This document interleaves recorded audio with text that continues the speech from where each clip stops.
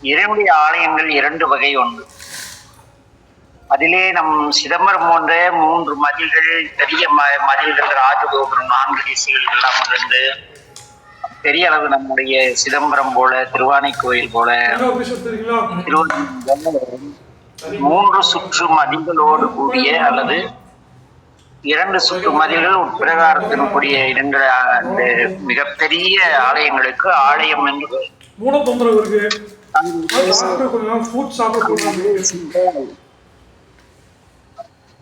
நமக்கு இறை சிந்தனை தவிர வேறு எந்த ஓசையும் காதில் கேட்காத போல மிகப்பெரிய அளவு பிரமிக்கத்தக்க வகையிலே அமைக்கப்பட்டுள்ள இறைவனுடைய திருக்கோயில்களுக்கு ஆலயம் என்று பெயர். அதை விடுத்து வழக்கத்தை விட சற்று பெரியதாக அர்த்த மண்டபம், மகா மண்டபம், சபா மண்டபம் முதலியவற்றோடு ஒரு மதில் சுற்றோடு இருக்கக்கூடிய ஆலயங்களுக்கு கோயில் என்று பெயர். அவ்வழியிலே இங்கு நாம் தரிசிக்கக்கூடிய திருத்தலம் கீழை திருக்காட்டுப்பள்ளி. இது சோழ நாட்டு வடகரை தலங்களிலே 12வது திருத்தலம். நம்முடைய தலவரிசையே 66வது திருக்கோயில். இந்த ஊரின் பெயர் கீழை திருக்காட்டுப்பள்ளி. திருச்சிக்கு அருகே இன்னொரு திருக்காட்டுப்பள்ளி இருப்பதால் இதற்கு கீழை திருக்காட்டுப்பள்ளி என்று பெயர். கோயில் ஆரண்யேஸ்வரர் கோயில் என்று மக்களால் அழைக்கப்படுகிறது. ஆனால் ஊர் பெயர்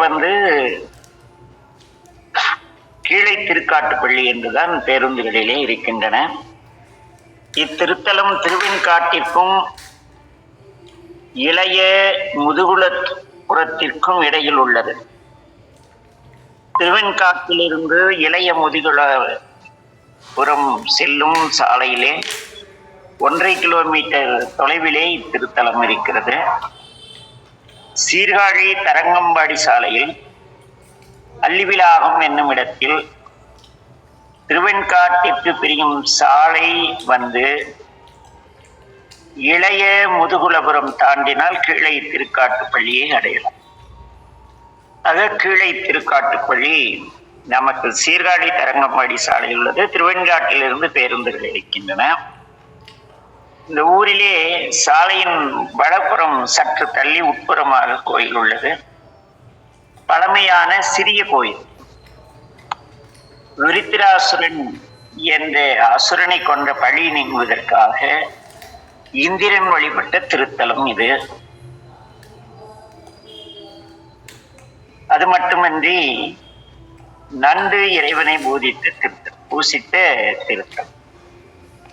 இறைவனுடைய திருநாமம் ஆரின்மே சுந்தரேஸ்வரர், இறைவி அகிலாண்ட நாயகி. தீர்த்தம் அமிர்த தீர்த்தம், தலமரம் இல்லை. ஞானசம்பந்த பெருமானுடைய பாடல் பெற்ற திருத்தலம். நம்மூரில் இருப்பது போன்ற ஒரு சாதாரண சிறிய கோயில்தான். கோயில் நுழைந்ததும் இடப்பால் பிரம்மேஸ்வர், முனீஸ்வர் என்ற பெயரிலே 2 சிவலிங்கங்கள் இருக்கின்றன. நிறைய பேர் என்னிடம் பேசும் பொழுது முனீஸ்வர் எங்கள் குலதெய்வம் என்று பேசுவார்கள். முனீஸ்வரர் எப்படிதான் குலதெய்வமானார் என்று பார்த்தால் இந்த கீழை திருக்காட்டுப்பள்ளியிலே பெருமான திருநாமத்தோடு இருக்கிறார். முனீஸ்வர் என்ற பெயரிலும் பிரம்மேஸ்வர் என்ற பெயரிலும் 2 சிவலிங்கங்கள் உள்ளன. அடுத்து சுப்பிரமணியர் சன்னதி, பைரவர், சூரியன் சன்னதிகள் உள்ளன. கருவறை சுவரில் வெளிப்புறத்திலே ஓரிடத்தில் மன்னன் ஒருவன் சிவலிங்கத்தை வழிபடுவது போன்ற ஒரு சிற்பம் இருக்கிறது. விநாயகருடைய சன்னதி நன்கு வழிபட்ட பெருமை இருக்கிறது. அப்படியே வலம் முடித்து வாயில் வழியாக நுழைந்தால் மண்டபத்திலே தளப்பரிய கல்வெட்டுக்கள் உள்ளன. மேற்கு நோக்கிய சாமி சன்னதியும் இடப்பால் அம்பாள் சன்னதியும் ஒரு சேர தரிசிக்கத்தக்க வகையிலே அமைந்துள்ளன. மூலவர் ஆரண்யேஸ்வரர் சதுரபீட ஆவுடையாரில் காட்சி தருகிறார். அம்பாளுடைய திருநாமம் அகிலாண்டேஸ்வரி. அழகிய சிறிய திருமேனி. சிறப்பு விழாக்கள் என்று ஏதும் நாங்கள் சென்ற பொழுது நடைபெறவில்லை. ஒரு கால பூஜை மட்டும் நடைபெற்று வந்தது. இது மாதிரி குக்கிராமங்களுக்கு பெரும்பாலும் ஆலயங்கள் இப்படித்தான் இருக்கின்றன. ஏதோ அந்த ஒரு கால பூஜையாவது நடக்கிறதே என்ற நிறைவோடு இறைவனை பாடி பரவி அப்படியே பார்த்தால் அங்கே கல்வெட்டிலே ஞானசம்பந்த பெருமான் இந்த இறைவனை பற்றி பாடும் பொழுது, பிறையுடையான் பெரியோர்கள் பெம்மான் பெய்கடல்கள் நாள்தோறும் பேணி ஏற்ற, மறையுடையான் மழுவாள் உடையான் வார்வரு மாழ்கடல் நஞ்சமுண்ட கரை உடையான், கனலாடு கண்ணார் காமனை காய்ந்தவன் காட்டுப்பள்ளி குறையுடையான் குரட்பூதச் செல்வன் குறைகளிலே கைகள் கூப்பினோமே என்று பேசுவார். பிறையுடையவராகவும் பெரியோர்கள் வழங்கக்கூடியவராகவும் குளிர்ச்சி பொருந்தி அவருடைய திருவடிகளை நாள்தோறும் பேணி ஏற்றக்கூடிய மறையுடையவராகவும் மழு வாழ்வுடையவராகவும் அந்த பெரிய பார்க்கடலிலே நஞ்சு வந்த பொழுது அதை உண்ட கண்டத்தை உடையவராகவும் மன்மதனை காய்வதற்காக கண்ணிலே கனலை காட்டியவனும் ஆகிய அந்த பெருமான் இங்கே காட்டுப்பள்ளியிலே எழுந்தருளி இருக்கிறார். அங்கே சிறிய வடிவனாக பெருமான் இருக்கிறார். அவருடைய குறைகள், அவருடைய சிறந்த திருவடிகளை கைகள் கூப்பி வணங்குகின்றோம் என்று பேசுவார் ஞானசம்பந்தர்.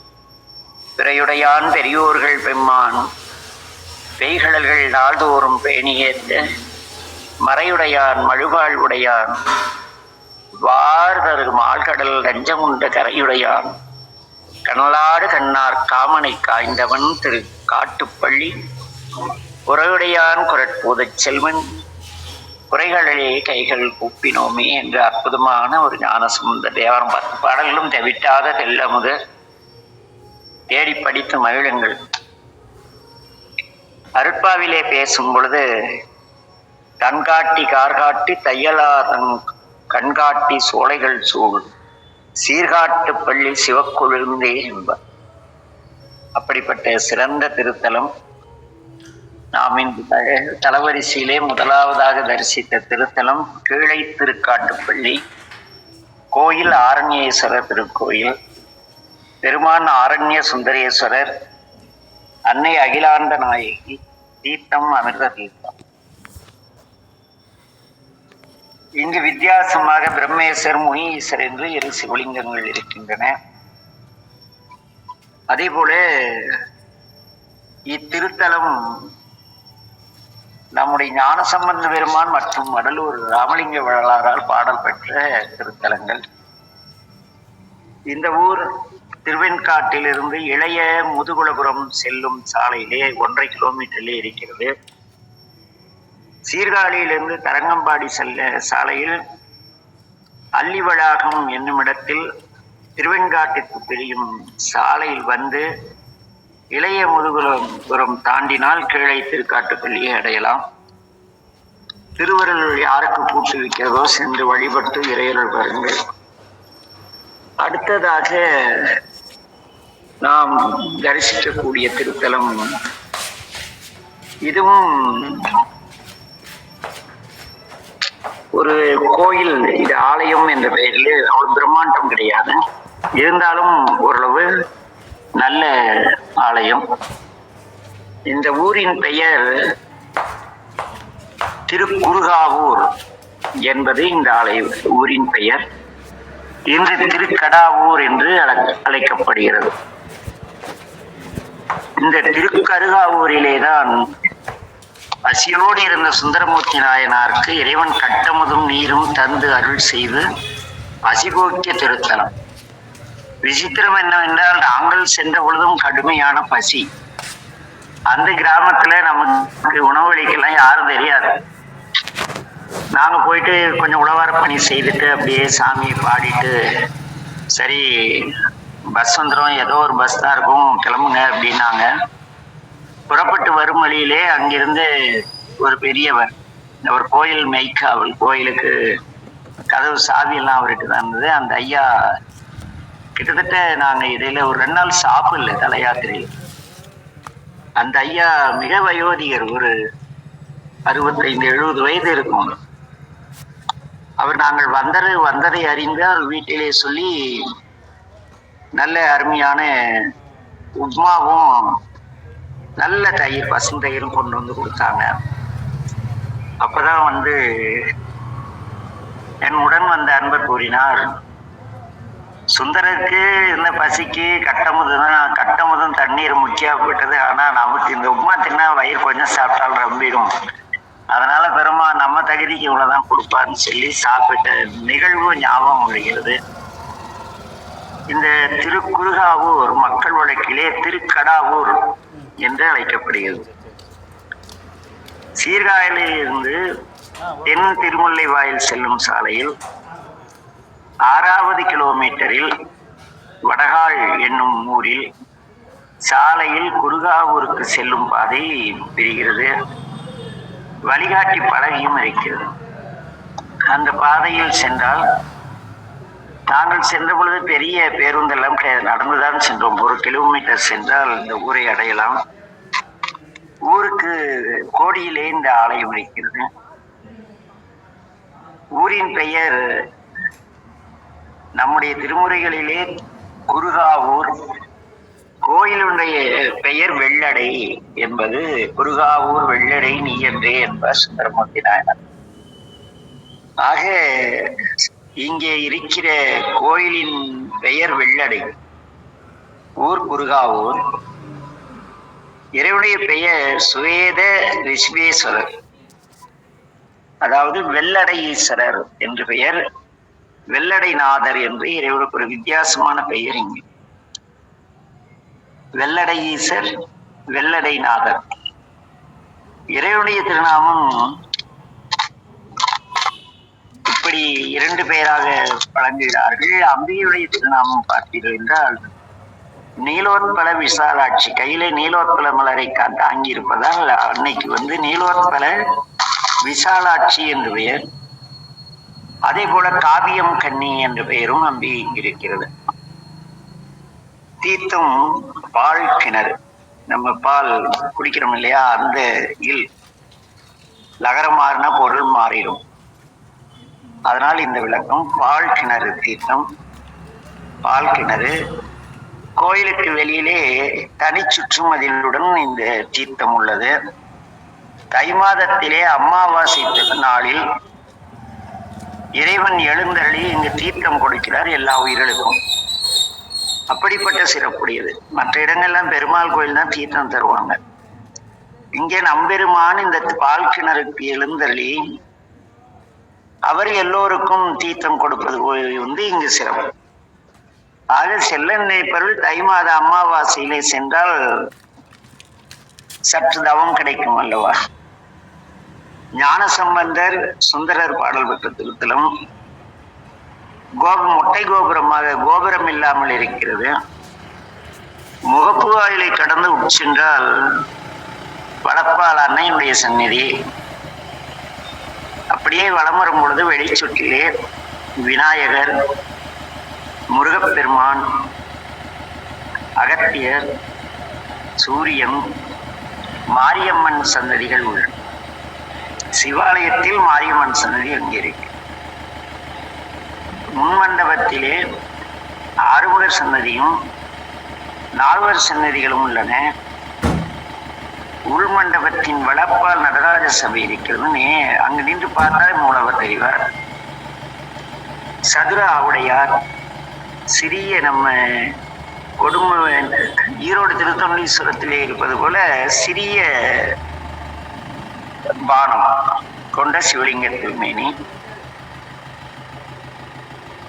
சுந்தரருக்கு இறைவன் உணவும் நீரும் தந்து பசியை போக்கிய அற்புதம் நிகழ்ந்த திருத்தலம் இது. அந்த அற்புதம் நிகழ்ந்த இடம் வரிசைப்பற்று என்றும் இடமணல் என்றும் மக்களால் அழைக்கப்படுகிறது. அந்த இடம் இந்த ஆலயத்தில் இருந்து தென் திருமுல்லை வாயிலுக்கு போகும் வழியிலே 1.5 கிலோமீட்டர் தூரத்தில் உள்ளது. அவ்விடத்தில் ஒரு சிவலிங்கம் ஒன்றும் இருக்கிறது. சுந்தரருக்கு இறைவன் பசிதி போக்கிய இடம் வரிசைப்பற்று இடமணல் என்று 2 பெயர்களிலே வழங்கப்படுகிறது. சித்திரை மாத பௌர்ணமி நன்னாளில் சுந்தரருக்கு பெருமான் கட்டமுது தந்த விழா மிக சிறப்பாக நடைபெற்றது. தைப்பூச நன்னாளிலே பஞ்சமூர்த்தி புறப்பாடு விசேஷமாக நடக்கும். 1ஆம் குலோத்துங்கன், 1ஆம் ராஜேந்திரன், விக்கிரம சோழன் ஆகியோர் காலத்திய கல்வெட்டுக்களிலே இத்தலத்திற்கு நிறைய மானியங்கள் வழங்கப்பட்டதான சான்றுகள், பூஜைக்கான நிறைய செய்தற்கான சான்றுகள் இருக்கின்றன. இந்த கல்வெட்டுக்களிலே இறைவனுடைய திருநாமம் வெள்ளடை மகாதேவர், குருகாவூர் வெள்ளடையப்பன் என குறிக்கப்படுகிறது. இக்கல்வெட்டுக்களே கோயிலுக்கு நிபந்தங்கள் ஏற்படுத்திய செய்திகளை சிறப்பாக கூறுகின்றன. இத்தலத்தை பற்றி அறிந்த காஞ்சிபுரம் ஸ்ரீ காஞ்சி காமகோடி பீடாதிபதி ஜெகத்குரு ஸ்ரீ ஜெயேந்திர சரஸ்வதி சுவாமி அவர்களின் பொன்விழா திட்டத்தின் கீழ் சேர்க்கப்பட்டு நிதியுதவி செய்யப்பட்டு பொதுமக்களின் பேராதரவால் திருப்பணிகள் செய்யப்பட்டு மகா கும்பாபிஷேகம் நடந்த சில நாட்களில் நாங்கள் சென்றிருந்தோம். மிக சிறப்பான தரிசனம். இந்த திருத்தல ஏனெனில் நம்முடைய மடாதிபதிகள், நம் சைவ மடாதிபதிகள் யாரும் பெரும்பாலும் அவர்கள் மடத்து கோயிலே ஒழுங்கா பராமரிக்கிறதில்லைங்கிறது வேற விஷயம். நான் மயிலாடுதுறையில போய் புல்லு வெட்டினவங்களுக்கான் நம்ம தர்மபுரை ஆதீனம் எவ்வளோ அழகா கோயிலை பராமரிக்கிறது. கவிதாம்மா அவங்கெல்லாம் போய் புல்லு வெட்டினாங்க லோடு கணக்கா, அவங்களுக்கு தான் தெரியும். ஆனால் இந்த காஞ்சி மடத்திலே ஜெயேந்திரர் மீது 1000 கருத்துக்கள் இருந்தாலும் கூட அவருடைய பொன்விழா ஆண்டிலே பல்வேறு ஆலயங்களை காஞ்சி மடம் புதுப்பித்து கும்பாபிஷேகம் செய்தார்கள், அவர்களாகவே செய்தார்கள். அப்படி திருப்பணி செய்யப்பட்ட சோழ நாட்டு வடகரை தலத்துல இதுவும் ஒரு தலம். இங்கே ஞானசம்பந்த பெருமான் பாடும் பொழுது சுண்ண வெந்நீர் அணி மார்பில் தோல் குனைந்து எண்ணரும் பல்கணம் ஏத்த நின்று ஆடுவார் விண்ணமர் பைம்பொழி வெள்ளடை மேவிய பெண்ணமர் மேனி எம் பிஞகனாரே என்று பேசுவார்.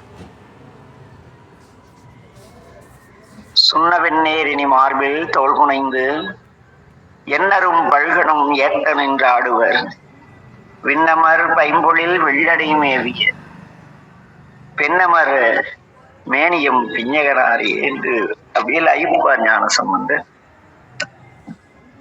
அப்படியே பசியோடு வந்த சுந்தரர் பசியாரிய பின்பு அந்த குருகாவூர் வெள்ளடை யாம் நமது இல்லம் அருகில் இருக்கிறது, வருக சுந்தரா என்றாராம். அங்கே சென்று இறைவனை தரிசித்த சுந்தரமூர்த்தி நாயனார் ஒரு மிக சிறப்பா, ஏன்னா அந்த தமிழ்ல ஞான சம்பந்தம் எல்லாம் நிறைய இடத்துல நம்முடைய ஞான சம்பந்தர் பாடுவார். ஆனா சுந்தரமூர்த்தி நாயனார் சில இடங்களில் அந்த வார்த்தை விழிப்பார். அப்படி திருத்தலத்திலே பன்னிடை தமிழப்பாய் பழத்தினில் சுவையொப்பாய் கண்ணிடை மணியொப்பாய் கடுகிரில் சுடரொப்பாய் மண்ணிடை அடியார்கள் மனத்து இடர்வாராமி விண்ணிடை குருகாவூர் வெள்ளடை நீயந்தே என்று அப்படியே லைத்துப்பார். பண்ணில் சிறந்தது தமிழ் பண், பழத்தினில் சிறந்தது அதன் சுவை. நம் கண் ஒரு பொருளை பார்ப்பதற்கு கண்மணி தேவை. சுடர் பகலில் இருந்து பிரயோஜனம் கிடையாது, கடு இருளில் இருக்க வேண்டும். இப்படி அடியார்கள் மனத்திலே இடர்பட்டு வரும் பொழுது நீ என்ன செய்கிறாய், அந்த இடரை தவித்து ஆட்கொள்கிறாய் என்ற அருமையாக பன்னிடை தமிழொப்பாய் பழத்தினில் சுவையொப்பாய் கண்ணிடை மணியொப்பாய் கடுவிரு சுடரொப்பாய் மண்ணிடை அடியார்கள் மனத்து இடர் வாராமி விண்ணிடை குருகாவூர் வெள்ளடை நீ என்றே என்று சுந்தர் அப்படி ஆனந்தமா பாடுவார். அப்படிப்பட்ட இறைவன் குருகாவூர் திருக்கருகாவூர்ல அது வேற இடத்துல இருக்கு, இது திருக்குருகாவூர். இன்று நாம் இந்த ஊரை பற்றி வள்ளல் பெருமான்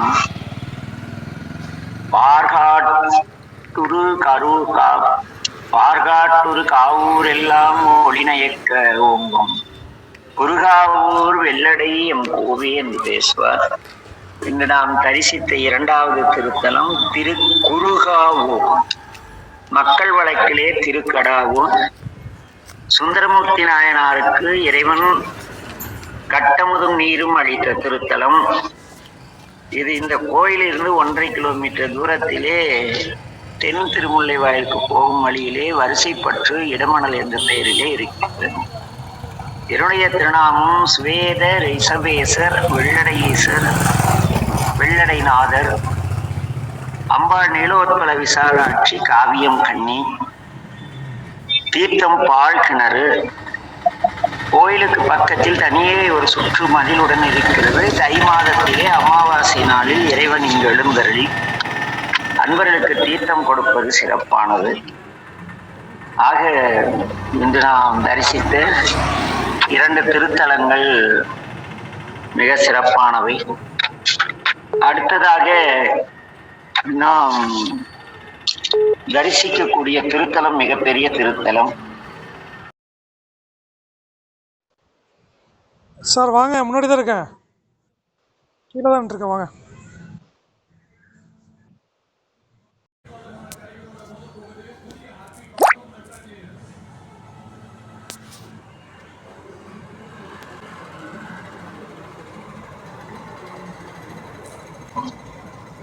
தெல்லை பெருமானுடன் வாதாடிய குற்றம் போக காளி வழிபட்ட திருத்தலம். இப்படி நிறைய கிட்டத்தட்ட 12 சிறப்புகளுடைய திருத்தலம். எனவே அந்த பெரிய திருத்தலத்தை நாளை நாம் கண்டிப்பாக தரிசிப்போம். இங்கே எப்படி என்றால் இறைவன் அருவுருவத் திருமேனியிலும் உருவத் திருமேனியிலும் காட்சி தருகிறார். அது மட்டுமன்றி மகா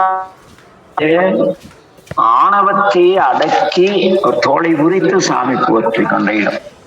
இப்படி பல்வேறு சிறப்புகளுடைய திருத்தலத்திற்கு ஏனெனில் அவதியாக சென்று ஓடி போய் நாம் கருகாவூர் பார்த்தது போலவோ அல்லது கீழை திருக்காட்டுப்பள்ளி பார்த்ததோ போனோம் பார்த்தோம் வந்தோம்லாம் இந்த கோயில்ல வர முடியாது. அப்படிப்பட்ட திருத்தலத்தை நாளை கண்டிப்பாக தரிசிப்போம் என்று இறையருளால் நம்புகிறேன். திருவருள் அதுவாயின் கண்டிப்பாக நடக்கும். நமச்சிவாய வாழ்க. நேற்று ஒரு கேள்வி கேட்டிருந்தோம். சிவா இந்த திருகாவூர் கேள்விக்கு வரல, நானு இன்னும் சப்ஜெக்ட் இன்னும் 2 வரி இருக்கு. இந்த குருகாவூர் வெள்ளடையையும் கீழை திருக்காட்டுப்பள்ளி பெம்மானையும் நம் இந்த பதிவை கேட்டு மகிழ்கின்ற அல்லது இந்த பதிவை கேட்டுக்கொண்டு அன்பர்கள் யாருக்கேனும் தரிசிக்கும் தவம் கிடைத்தால் இறையருளால் அருகில் இருப்பவர்கள் தரிசித்து எல்லாம் உள்ள இறைவனின் பேரொருளை பெற என் தந்தை மேடு மியாய் சுகாபெருமான் திருவடியை சிந்தித்து வாழ்த்தி நிறைவு செய்கிறோம். மீண்டும் நாளை ஒரு அற்புதமான திருத்தலம். அப்பனா அந்த கோயில நாங்க போனப்ப இல்ல, இன்னைக்கு இருக்கிற ஒரே ஒரு சோகமான நிகழ்ச்சி என்னன்னா, அங்க ஒரு மிகப்பெரிய நூலகம் இருக்கு. அற்புதமான சைவ நூல்கள் இருக்கின்றன. புத்தக குழு ஈஸியா சாப்பிட்டுது.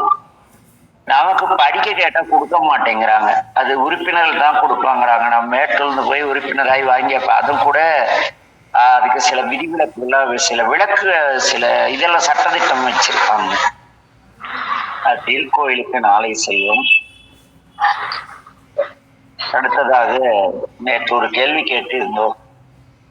முதல்ல கவிதாமா விடக்கரை அவங்கதான் ஏதோ சொன்னாங்க. அவங்க அதை கன்ஃபார்ம் பண்ணிட்டாங்களான்னு ஃபர்ஸ்ட் தெரிஞ்சுக்கோங்க. கவிதாமா ஐயா, நமச்சிவாய ஐயா. யார் திருவெண்காடர்? ஐயா யார் திருவெண்காடர்? அதான் பட்டி